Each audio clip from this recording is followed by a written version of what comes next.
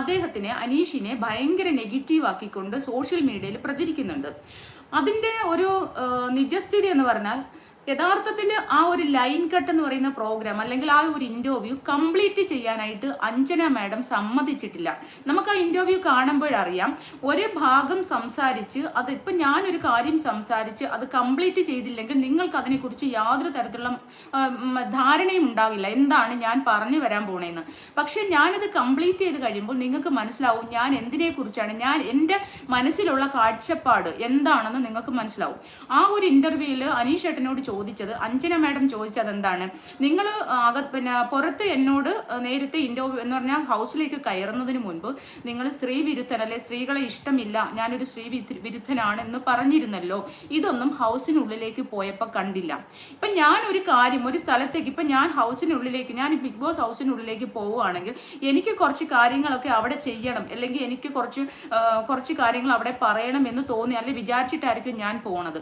പക്ഷെ എനിക്ക് അവിടെ ചെല്ലുമ്പോൾ അവിടുത്തെ കുറച്ച് കാര്യങ്ങളൊക്കെ കാണുമ്പോഴും അത് വേണ്ട, അത് ഞാൻ വിചാരിച്ചിരുന്ന തെറ്റാണ് അല്ലെങ്കിൽ അത് ശരിയല്ല, അപ്പൊ ഇതാണ് കറക്റ്റ്, അപ്പൊ ഞാൻ ഇതുവരെ വിചാരിച്ചിരുന്ന കാര്യങ്ങൾ കറക്റ്റ് ആയിരുന്നില്ല എന്ന് തോന്നിയാൽ അതവിടെ ഞാൻ പറയില്ല.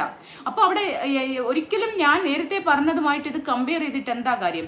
അപ്പൊ കഴിഞ്ഞാൽ പുള്ളി മറ്റേണിറ്റി ലീവ് 6 മാസത്തെ മറ്റേണിറ്റി ലീവ് സ്ത്രീകൾക്ക് കൊടുക്കാൻ പാടില്ല എന്ന് പറഞ്ഞതുമായിട്ട് ബന്ധപ്പെട്ടാണ് അവിടെ അഞ്ജന മാഡം ചോദിച്ചത്. യഥാർത്ഥത്തിൽ 6 മാസത്തെ മറ്റേണിറ്റി ലീവ് അദ്ദേഹം കൊടുക്കണ്ട എന്ന് എവിടെയും പറഞ്ഞിട്ടില്ല. അത് നമ്മൾ മനസ്സിലാക്കണം. നമ്മളാരും ഇത് കേട്ടിട്ടില്ല. മേ ബി ആ ഹൗസിനുള്ളിൽ ഇത്രമാത്രം സ്ത്രീകളോട് ബഹുമാനം കാണിച്ച വേറൊരു വ്യക്തിയെങ്കിലും ഉണ്ടോ എന്ന് ചോദിച്ചാൽ നമുക്കത് സംശയമാണ്. എനിക്ക് സംശയമാണ്. മുഴുവൻ ലൈവും 2-3 മണിക്കൂർ 4 മണിക്കൂർ അവർ ഉറങ്ങുമ്പോൾ പോലും ഞാൻ ഇരുന്ന് കാണുവാണ്. എഴുന്നേറ്റ് അവരെങ്ങാനും എന്തെങ്കിലും സംസാരിക്കുന്നു, അത് എനിക്ക് അടുത്ത വീഡിയോ ഇടണമല്ലോ. അപ്പൊ അങ്ങനെ നോക്കിയിരുന്ന ഒരാളെന്ന നിലയിൽ ഞാൻ പറയുകയാണ്, അദ്ദേഹം സ്ത്രീകളെ അദ്ദേഹത്തിനെ പോലെ ബഹുമാനിച്ച ഒരു മനുഷ്യൻ അവിടെ ഉണ്ടാകില്ല. അപ്പോൾ അഞ്ജന മാഡം അവിടെ എന്താണ് ചോദിച്ചത്, 6 മാസത്തെ മറ്റേണിറ്റി ലീവ് വേണ്ട അല്ലെങ്കിൽ ചെയ്യാൻ പാടില്ല എന്ന് അനീഷ് പറഞ്ഞതിനെ കുറിച്ച് എന്താണ് അഭിപ്രായം. അപ്പൊ അദ്ദേഹം അവിടെ പറയാനായിട്ട് ശ്രമിച്ചു, 6 മാസത്തെ മറ്റേണിറ്റി ലീവ് സ്ത്രീകൾക്ക് കൊടുക്കുമ്പോൾ അതിന്റെ ആവശ്യം ഉണ്ടെന്ന് തോന്നില്ല, അഥവാ ഉണ്ടെങ്കിൽ അവർക്ക് കൊടുക്കണമെന്ന്.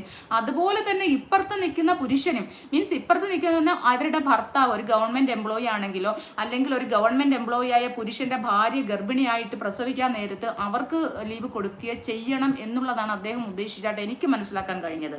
കാരണം